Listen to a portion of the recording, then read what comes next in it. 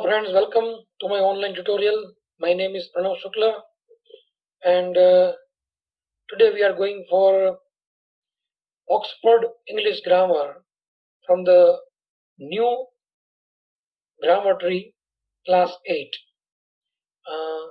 Our today's concern is chapter number 6, that is non-finite verbs. We have already gone through the first part.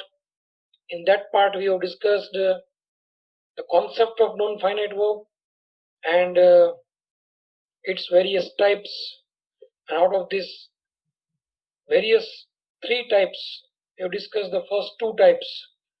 So let's have a quick recall. Verbs are of two types, finite verbs and non-finite verbs. Finite verbs we already discussed while discussing the tenses. Now our concern is non-finite verbs. There are of three types: participles, gerund and infinitives. So out of this, infinitives and gerund have been discussed, how they look like, how they are used, what are the different types of infinitives, what is gerund. So everything has been discussed. Infinitives are of three types: full infinitive, bare infinitive, as well as split infinitives.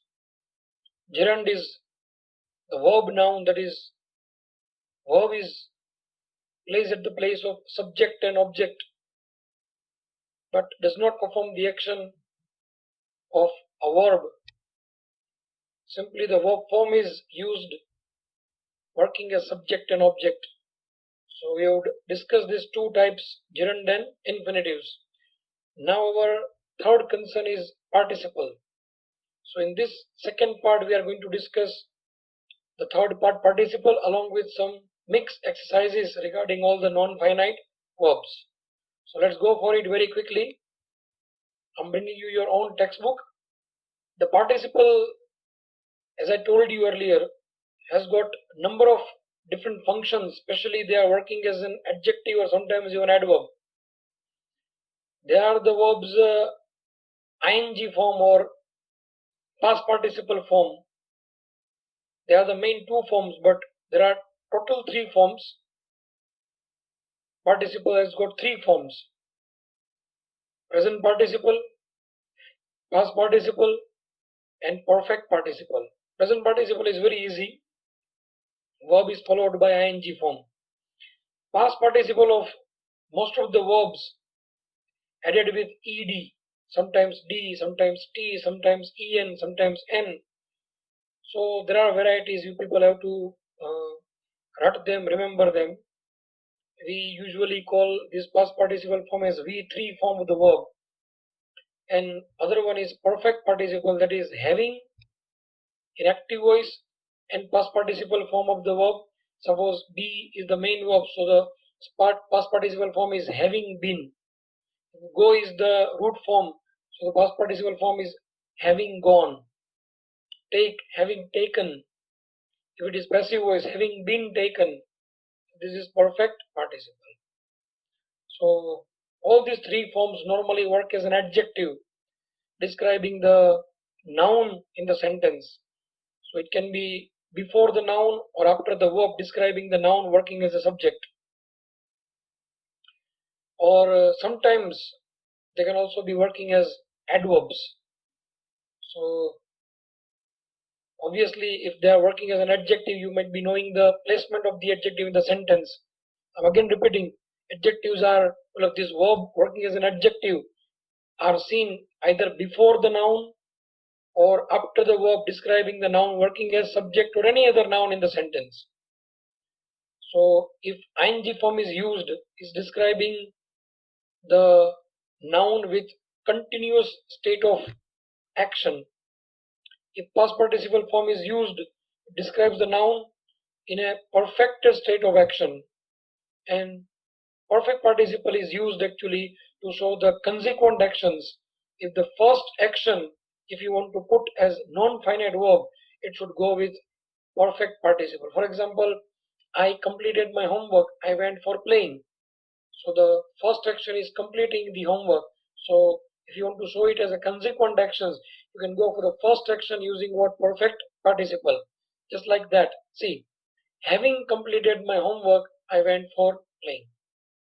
So perfect participle is used to show two consequent actions, especially the first action is put in perfect participle form.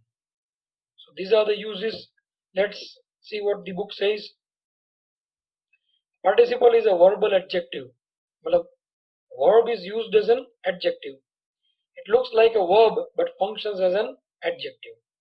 It has got three forms. First is present participle, means ing form. For example, opening the door, she went out hastily.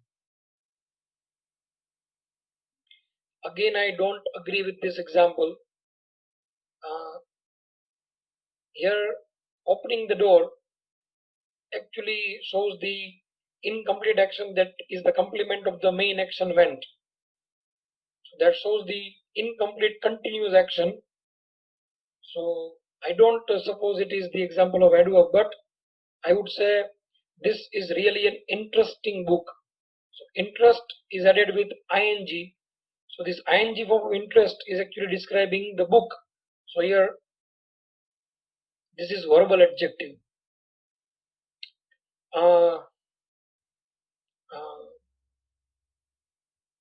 He has burnt his hand because he accidentally put his hand into the boiling water. So here the water is described as what? Boiling. So boil is added with ing and working as an adjective. So this would be the perfect example. But the first one is not. I comforted the crying child. Just you can see that the same example is there. Child, how is the child? Crying child. Crying, verb with ing is describing the child. What describes the noun? Child is a noun, would be called as adjective. So crying is a verb form but working as an adjective. So it is a participle form of verb working as an adjective, is a non-finite verb, is not the main verb, does not show you the time and situation of the action. So it is a non-finite verb. Now comes past participle. Aroused by shouting. Now who's aroused? Okay, I is aroused. Aroused is describing actually I, that is a pronoun, stands for a noun. So definitely aroused is a past participle form of the verb arouse, V3 form, and here working as an adjective describing the pronoun I. So here this verb form is working as an adjective and does not show the perfect time of the action, so it is a non-finite verb. The beaten team. What kind of team is this? The beaten team. Team is described using the verb beat with its past participle form, but it is not the main verb of the action of the sentence. Main form is left, that shows the time and situation, belongs to simple past tense, but beaten here, past participle form, does not form any tense, so it is a non-finite verb. The perfect participle, having said that, I will now point out the difference. First he said and then he pointed out the difference. So having said is the first action, I will now point out the second action. So consequent actions are shown, especially the first one, using what? Perfect participle. Now same example is there. Having completed this work, he switched on the TV. So first action is denoted using perfect participle, just to be in consequence with the action of switching on the TV. So this is how participles are used as adjectives or consequent actions, describing the noun as an adjective, and consequent actions, that is the complement toward the other main actions. So these are three types of participles. I hope you understood that. Now let's go for some exercise.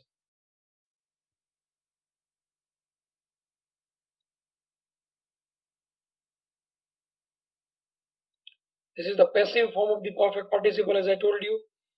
Having been warned, he stood away from the tiger's cages at the zoo. Here he is not warning anyone, but he is warned by somebody. So action of warning is not done by the main doer, that is he. So if you put he right in the beginning, it is an object because he is being warned. The doer of the action is somebody else, maybe the authority of Zeus. So as he being an object is expected in the beginning of this phrase, having been warned, the phrase would become a passive form just because he, the object, is in the beginning. So it is written in the passive form, having warned, having been warned. Same thing in the second sentence, having been defeated in the chess game, congratulated his opponent. So opponent actually defeated him, but he, being the object, is expected to be in the beginning of this phrase. So this phrase becomes what? Passive form.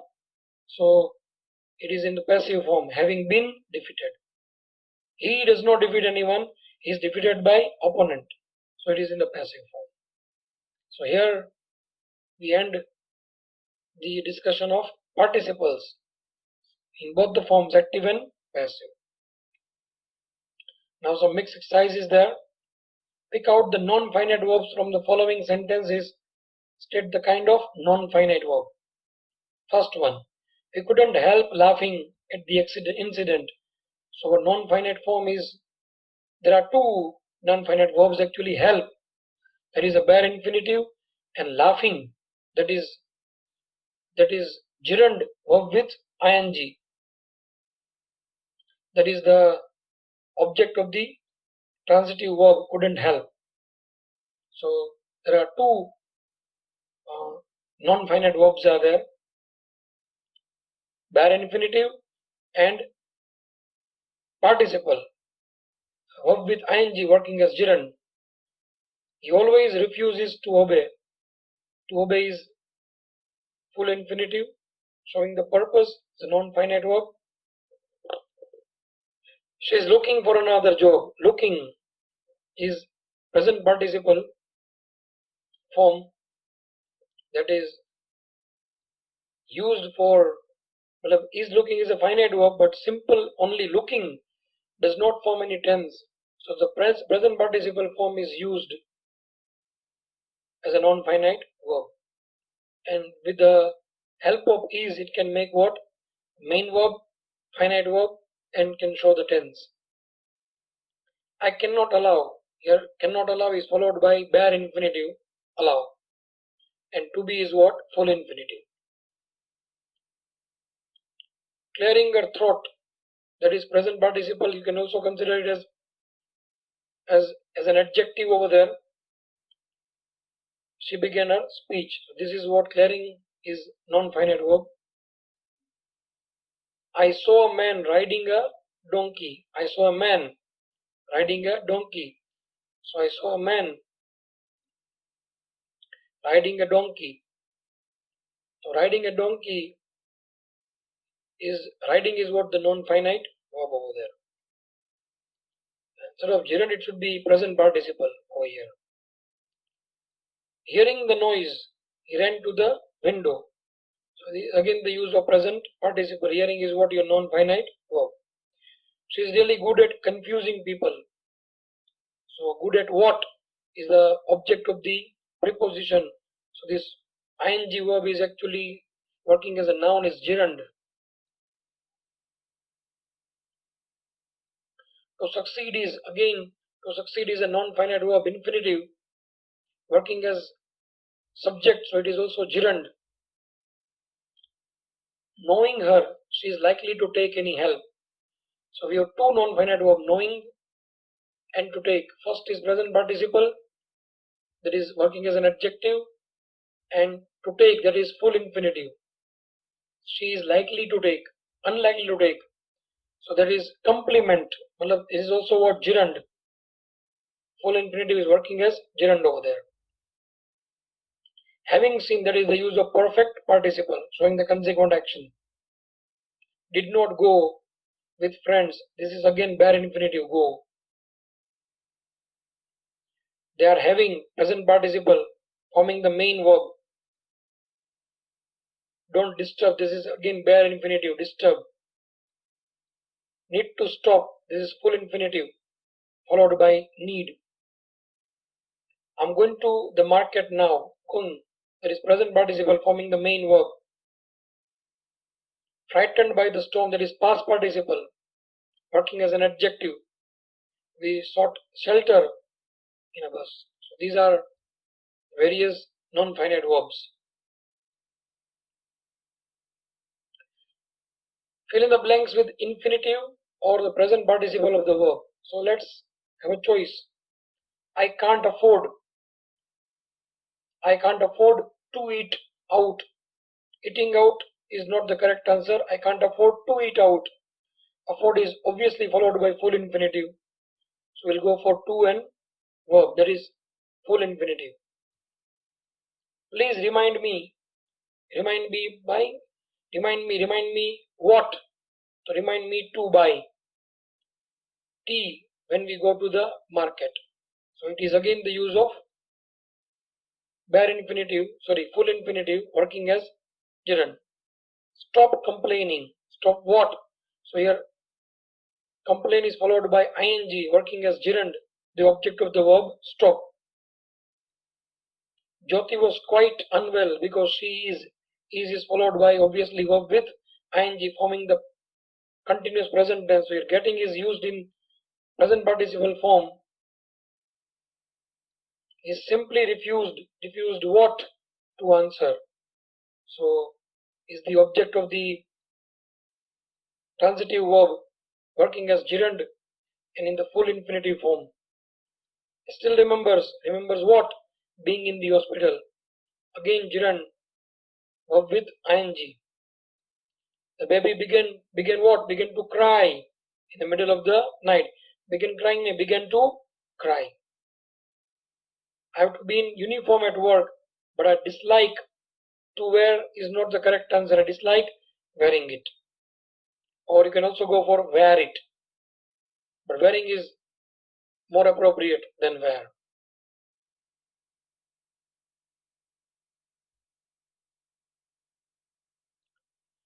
Now fill in the blanks with suitable ing or you are given the task to fill in the blanks with either present participle or past participle. A passerby was seen doing what? Okay, helping. So here it is, if you put over there helped, then the help is already done. But helping is a gerund working as the was seen doing what? Helping the injured man. So it's verb with ing working as an adjective, present participle. He came already running to me. So running was the action completing the meaning of the main action came. Another action was in the going state, but is a non-finite verb, present participle over there. We saw cars parking. Cars cannot park, but parked all over the place. So if the state of the action is in continuous form, you can go for ing. State of the action is in the over form, perfected form, you can go for past participle. That is an easy way to understand that. I heard him talking to himself. If somebody has already talked, how could you hear him? So it is very common sense. Having fought, this is perfect participle. Having is always followed by V3 form. So this is fought. Having fought against injustice all his life, he found the present scenario extremely depressed. Scenario is depressing. Is a verb noun working as noun. Gerund is there. Disowned by his family. Already disowned is done. And friends, he left again this is the use of perfect participle. Again having is followed by perfect participle, past participle. Having regained some strength, he was able to. It is a consequent action. Having is always followed by past participle. Again having reached a decision, he decided to take action. She danced down the lane. Already singing cheerfully. Singing was already going on when the dancing was going on. Now frustrated at losing the chess game. Frustrated or having been frustrated, he kicked his own chair. Here we have the revision. Each of the following sentences contains an error, locate it and rewrite the sentence correctly using an appropriate non-finite verb. So having been walked slowly, he arrived late. Here walking is done by even he. So if we expect he in the beginning of this phrase, so this phrase becomes active voice. So in active voice it is not having been, it is only having walked. So altogether if you just expect this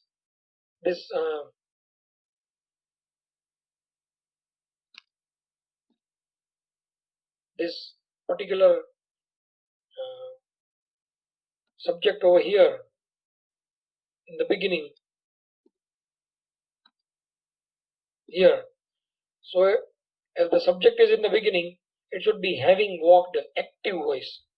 So the answer is having walked slowly, he arrived late for the school.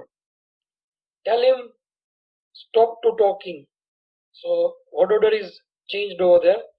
Tell him followed by full infinitive, and talking is actually gerund in the ing form. So it should be something like that. Tell him to stop talking. You must not to complain all the time. So must is a modal verb followed by bare infinitive. So to is not needed over there. Must not complain all the time. Having is, as you know, followed by past participle form. So it is altogether will form perfect participle. So it is having eaten his dinner, he went to sleep. So ate is replaced with eaten. Why to worry, we already learnt why or why not is followed by bare infinitive. So it is why worry about what is going to happen. Indiscriminate, cut of trees, nahi, cutting of trees. Cutting is working as gerund verb with ing.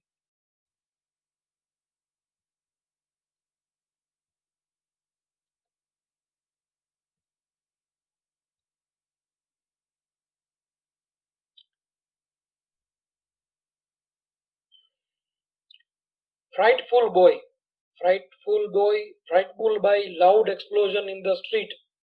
He hid indoors.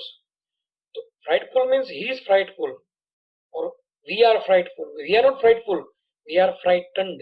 So we require past participle over there, working as an adjective describing the pronoun we. Having been releasing from, releasing, nahi, we are not releasing, we are released.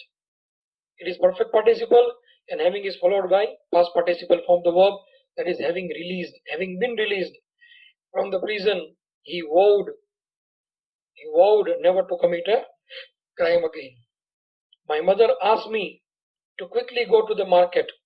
So as you have already learned that split infinitives are avoided, should be avoided.